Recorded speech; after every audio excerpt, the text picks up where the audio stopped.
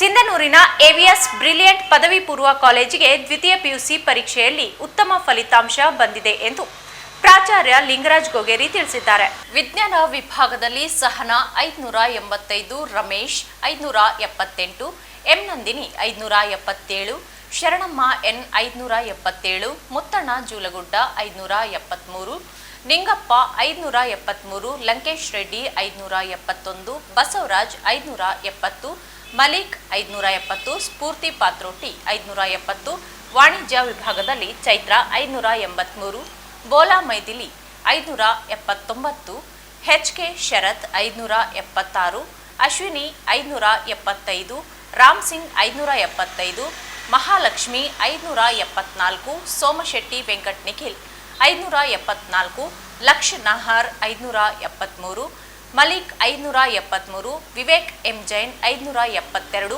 Vilasini 571, ಮೌನಿಕ್ N 570 ಅಂಕಗಳನ್ನು ಪಡೆದುಕೊಂಡಿದ್ದಾರೆ. ವಿಜ್ಞಾನ ವಿಭಾಗದಲ್ಲಿ ಒಟ್ಟು 188 ವಿದ್ಯಾರ್ಥಿಗಳಲ್ಲಿ 85 ಅತ್ಯುನ್ನತ ಶ್ರೇಣಿ, 97 ಪ್ರಥಮ ಶ್ರೇಣಿ, 2 ದ್ವಿತೀಯ ಶ್ರೇಣಿ ಪಡೆದಿದ್ದಾರೆ. ವಾಣಿಜ್ಯ ವಿಭಾಗದಲ್ಲಿ ಒಟ್ಟು 106 ವಿದ್ಯಾರ್ಥಿಗಳಲ್ಲಿ 36 ಅತ್ಯುನ್ನತ ಶ್ರೇಣಿ, 36 ಪ್ರಥಮ ಶ್ರೇಣಿ, 7 ದ್ವಿತೀಯ ಶ್ರೇಣಿಯಲ್ಲಿ ಉತ್ತೀರ್ಣರಾಗಿದ್ದಾರೆ ಎಂದು ವಿವರಿಸಿದ್ದಾರೆ.